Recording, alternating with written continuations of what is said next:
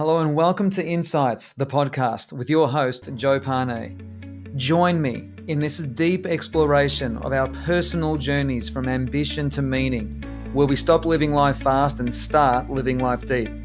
This is a journey of waking up and realizing that our lives have never been about us, but about others. True success leaves positive ripple effects on other souls. I believe that success needs to be redefined from our own personal ambitious endeavors to be redefined as the value that we leave and give to others around us. Join me now as we begin this journey to deeper connections, even more fulfillment, some fun, curiosity, life, love, and all good things. Your deeper journey from ambition to meaning starts right now.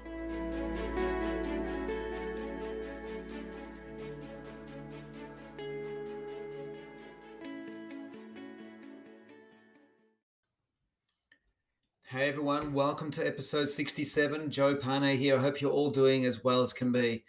So at the time of this recording, just a couple of housekeeping tidbits is a little while ago, I started a closed private Facebook group called the Emotional Fitness Hub.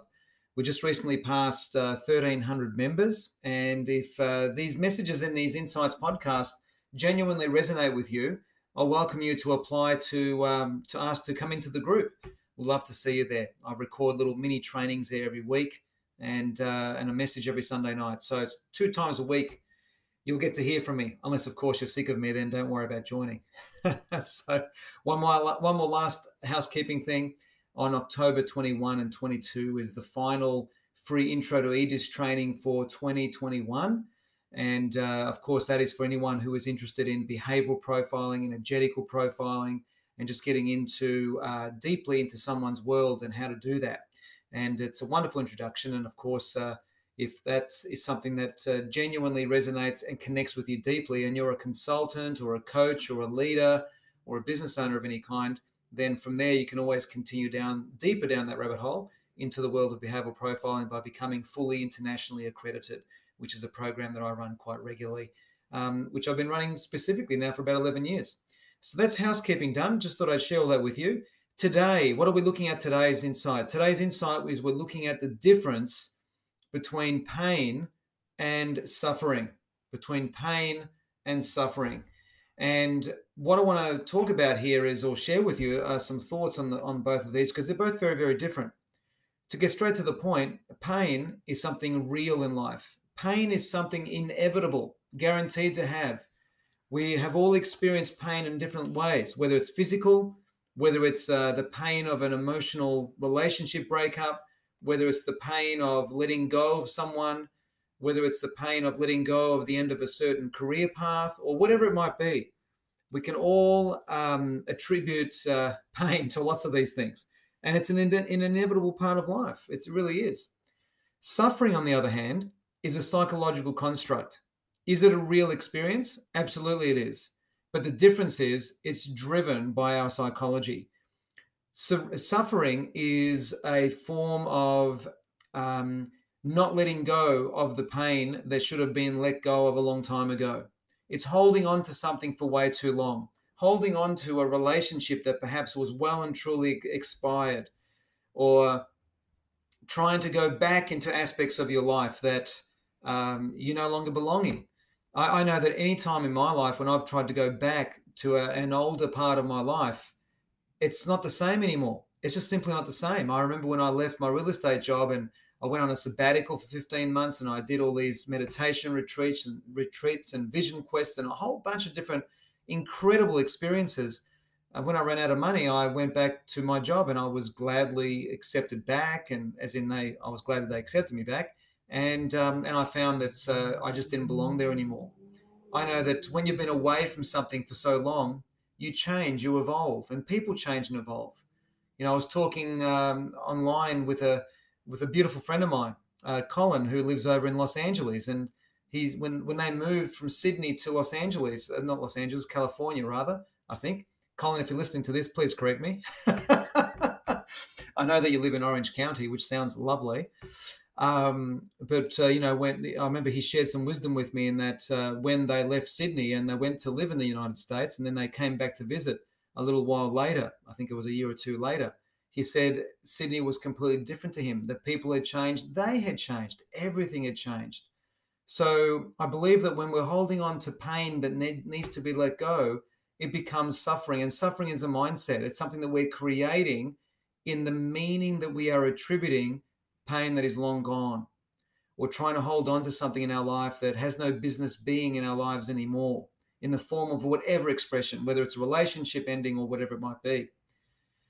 What's fascinating is that then the question then has to be, well, then how do we let go of suffering? How do we stop suffering? How do we stop that from happening? How do we prevent that psychological construct, that psychology, that mentality to remain in our lives? How do we get rid of that? How do we let that go?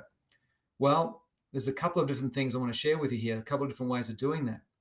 One of the ways is to surrender to whatever is happening in life. Now, surrendering is often confused with or misunderstood as quitting or dropping your standards or letting yourself down. That's not what surrender means at all. Surrender means accommodating yourself wisely to situations that are beyond your control. Let me share that with you again. Surrendering is accommodating ourselves wisely to situations beyond our control. That's a very elegant way. And they're not my words. Somebody else said this, and I don't remember who it was. Oh, God, please forgive me, the sweet soul that put these words together so beautifully. That surrendering is accommodating ourselves wisely to situations beyond our control. It's a very elegant way of saying, go with the flow. Yeah, go with the flow doesn't quite cut it. But it's really just realizing that everything progresses. Everything's always changing. Everything's always moving. Nothing remains the same. I mean, in a very literal sense, there are so many aspects of my life that no longer exist. And the same with all of our lives. To give you an incredible example, well, I certainly find this incredible, maybe not for you because this is a personal thing, I don't know. But I recently drove past, I haven't done this for years. I was in the area where the reception building where Silvana and I celebrated our wedding with 200 guests, of which I only knew 100 of them. Being an Italian wedding, I didn't know half the guests. But that's a whole nother conversation, guys. But at this reception center where we celebrated our wedding back in 1996, I just happened to be in the area only a week or two ago, and I drove past the reception center, and I thought, oh my Lord, as I'm driving down the road, I'm going, oh, this is where we got married. That's right. Well, not where we got married, but where we celebrated. And I'm driving past. The building is still there. It's graffitied, overgrown bushes, and these big chunky chains with big fat locks across the doors. It was completely devastating. Not for me devastating. It was a devastating looking building. It was a devastated building that has just been completely shut down, let go, and it just doesn't exist anymore, even though the building's still there. It's almost like the Planet of the Apes moment when the main character, what's his name, that famous actor, in the original Planet of the Apes, realizes as he sees the Liberty, the Statue of Liberty, poking out of the beach, and he realizes that he never left Earth at all, and Earth, the life that he knew, had just completely ended, and he wasn't aware of it until he saw the Statue of Liberty poking out of the ground on the beach. It's a chilling moment in that original Planet of the Apes. Charlton Heston, that's the name of the actor. Just an incredible moment in that movie where we all go, oh my God, he's come back home, and home as he knew it no longer exists. Just like that reception no longer exists. My grandfather's house doesn't exist anymore. It's been bowled over and replaced by new development. And so on. There are so many areas of our life that don't exist anymore. So if we continue to hold on to these things that might have caused us pain or pleasure, it doesn't really matter. But if we hold on to these things for way too long, it creates a suffering kind of psychology. It's sadness, it's depression, it's, oh, if only things were, all that kind of thing. So when we are surrendering and accommodating ourselves wisely to situations beyond our control, I can't bring back my grandfather's house, or let alone my grandfather. I can't bring back that reception center and what it all represented back then. It's just a mere distant echo of a memory. So accommodating ourselves wisely to situations beyond our control is acceptance. It's acceptance. And that's one way that we can stop the suffering in our lives. Another way is to find meaning.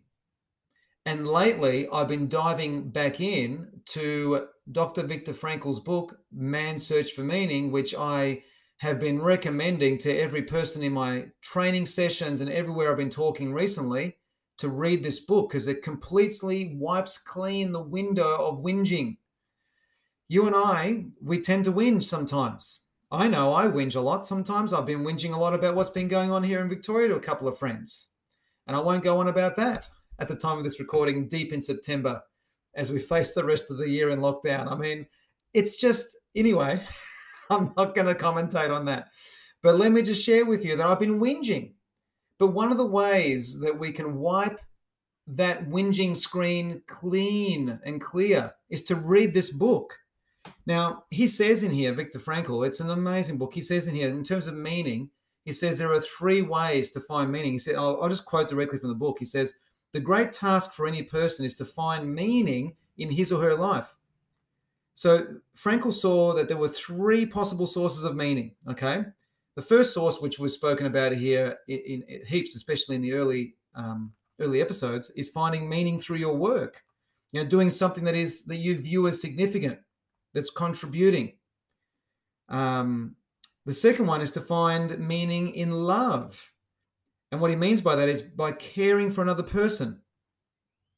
As Frankl held on to the image of his wife through the darkest days in Auschwitz. Forgive me if I've said that name wrong.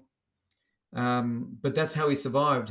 One of the ways he survived was he kept in his mind, and he was having this spiritual, mental, invisible conversation with his wife, who he no longer knew whether she was still alive or not. So the second way to find meaning, and remember, this is so we can dissolve suffering, is to find meaning by caring for someone, because suffering is a very self-focused kind of activity. And then the third way, and I love this, the third way to find meaning is to have courage in difficult times, to find courage in difficult times. That has meaning, because whether it's courage to leave a difficult relationship, courage in being isolated in your apartment and you can't leave for many months. Now, how do you find courage? Well, it's the courage of imagination. It's the courage of a sense of purpose that you want to connect with and make into a reality. It's thinking about where you want to be. It's focusing on what you want to create. It's focusing on who you want to become. It's having the courage to, how do I say it? To be who you need to be to get through this moment. And if you read this book, Man's Search for Meaning, no one on this earth has experienced darkness at the level that this man has.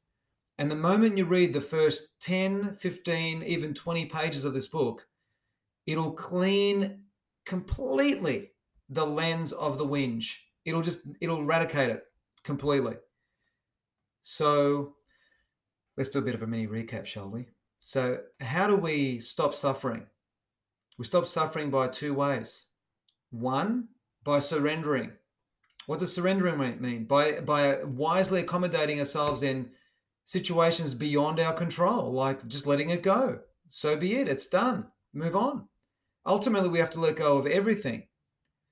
And the second way is to find meaning in what you're doing, meaning in your existence. And quoting Viktor Frankl, there are 3 ways of doing that. Through your work, through doing work that you find significant, through your work that you find meaningful, through your work that you find, as a vehicle of contribution. The second way is to find meaning in love by caring for someone, whether it's caring for a elderly family member or caring for your son or your daughter. I'm not talking in the context of them being sick. I'm talking about just genuinely caring and loving someone in your life who you would die for, whoever that may be. And the third way to find meaning, according to Frankl, is to find courage in difficult times. If you think of the word courage, which I would have spoken about this, I think, way back in episode 2 or 3, I think, I don't recall exactly. But the word courage, C-O-U-R, those first 4 letters of the word courage, is Latin French for heart. It's to look within. It's to connect with your mission, your soul. As the gorgeous Khalil Gibran said, that when we are born, our work is placed in our hearts. Our mission is to find what that is. And even if we are in an apartment where we can't leave because of all the rules at the moment, you've got internet access, I'm sure. You've got a computer or a phone or a laptop or something, or you can buy a computer or do something to get access. Because through there, we can get creative in embracing whatever courage we need to embrace in order to find what we need to find and create what we need to create. Apologies for the little vagueness there, but, unless I know specific situations, I can't answer them. But let me tell you that these are the ways of letting go of suffering. Pain is real. Pain will come and it will go. It's a part of the human condition experience. So I hope there's something in that for you. And I really thoroughly thank you so much. I want to thank you thoroughly for being here and listening to this 67th episode of Insights. I was sharing with a colleague of mine that when I get to 100 episodes, I'm going to put all of these insights together and create a book. And I think there's so many things here that have been shared. It'd be great to have it in a book format. What do you reckon? So thank you so much. If you want to join the Emotional Fitness Hub on Facebook, feel more than welcome to. If you are already part of the Facebook Emotional Fitness Hub closed group, and you know of someone who you feel will genuinely resonate with the messages in there, feel welcome to invite them along. So remember, on the Hub, I'm there at 11 a.m. Melbourne time every Wednesday morning doing a live mini training that goes for about 20 minutes. And then every Sunday night, I post a nice little message for everyone that I trust helps and adds value. Thanks so much. Look forward to reconnecting with you in the next episode. Thanks, guys. Bye for now. I'm Joe Pane, and you've been listening to Insights, the podcast. If you haven't yet, subscribe, rate, and review this podcast. You can now follow my insights on Facebook and Instagram. Thank you so much for joining me, and I'm looking forward to being with you again very soon in the next episode of Insights, the podcast.